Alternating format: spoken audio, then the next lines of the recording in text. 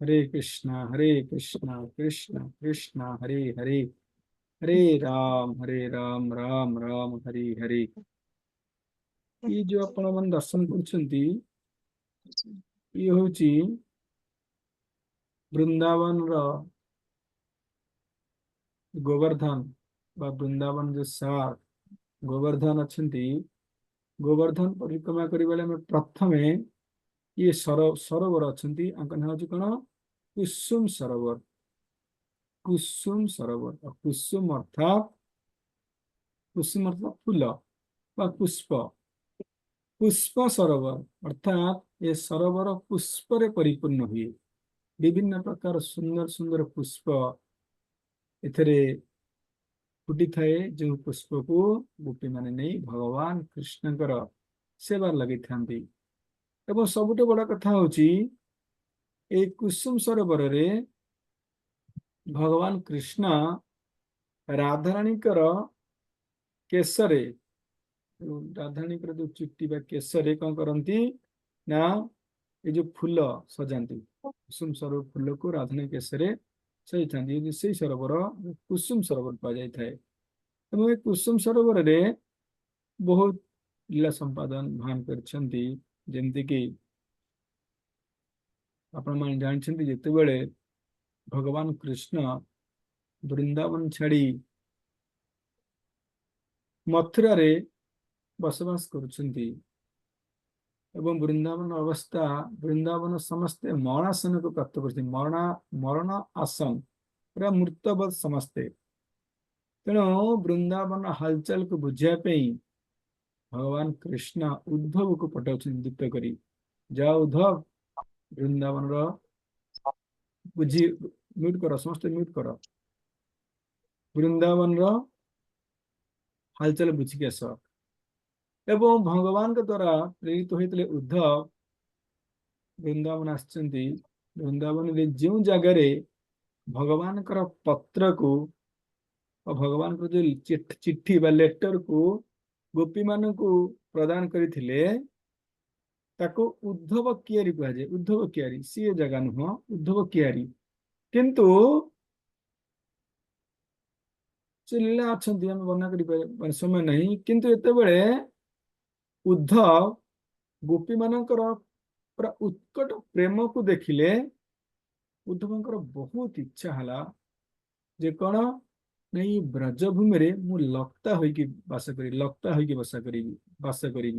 कारण यदि मु ए ब्रजभूमि रे लक्ता हेबी, तले गोपी मानकर जी चरण रज कौन धूली मु प्राप्त करी। तेणु ये इच्छा प्रकाश कले एवं ए इच्छा तांकर पूर्ण हला। आज ब्रजर ये जो कुसुम सरोवर, ये कुसुम सरोवर रे आज मध्य उद्धव जी लता होइके अछंती। लता अर्थात घास होइके अछंती। तेणु उद्धव जोठी गोपी मान को तांकर चिट्ठी भगवान कृष्णकर चिट्ठी प्रदान करथिले, से उद्धव कियारी। किंतु जोठी उद्धव लता बा घास होइके सबुदिन पे रहिगले, कुसुम सरोवर अर्थात कुसुम सरोवर रे उद्धव घास होइके सबुदिन पे रहिगले। उद्धव लता होई रहिथिया बेले एक अद्भुत लीला संपादन हला, जहा श्रीमद् भागवतम रे वर्णना करा जायछि।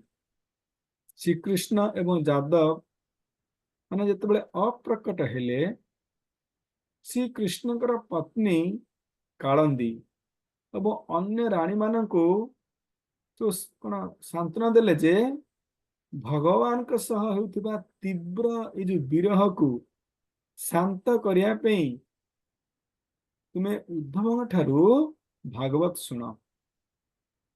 तेणु रानी माने ए उद्धव ठारू श्रीमद् भागवतम श्रवण करिया पे ए कुसुम सरोवर आसी पहुंचले। कारण कुसुम सरोवर ही उद्धव लता रूप रे थिले।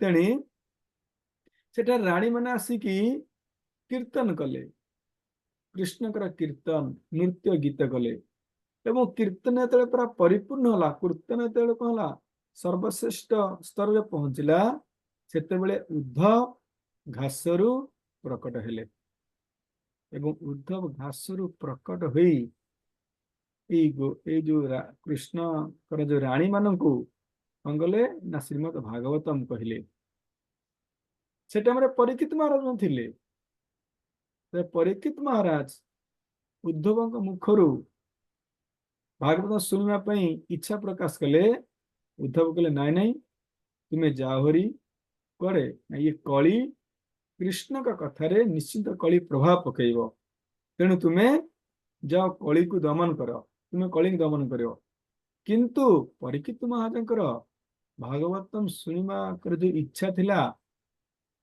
परीक्षित महाराज निराश हो गले हताश हो गले से ये हताश सिचुएशन देखी सुख हमर उद्धव कहले तुम्हें हताश होबार किसी चांस नहीं तुम स्पेशल कथा कीर्तन करने सुखदेव गोस्वामी प्रकट हेबे एवं तुम्हें सुखदेव गोस्वामी मुखार बिंदु ये श्रीमद भागवतम रूपी अमृत को पान कर तेणु हताश होबार किसी नहीं तुम वर्तमान कौन कर ना कली को दमन कर जिते बड़े एक कथा शुणी परीक्षित महाराज कली दमन करने को पलैले एवं उद्धव श्रीमद भागवतम कथा वर्णना कर भागवतम कथा चली प्रत्येक राणी माने भागवतम कथार एते मग्न हो गले धीरे धीरे धीरे धीरे ये भागवतम कथा को श्रवण करी लीला को दर्शन कले कृष्ण लीला दर्शन कले एवं दर्शन कर से कृष्ण प्रवेश कले करने को लगिले अर्थात ये समस्त राणी माने जो कृष्ण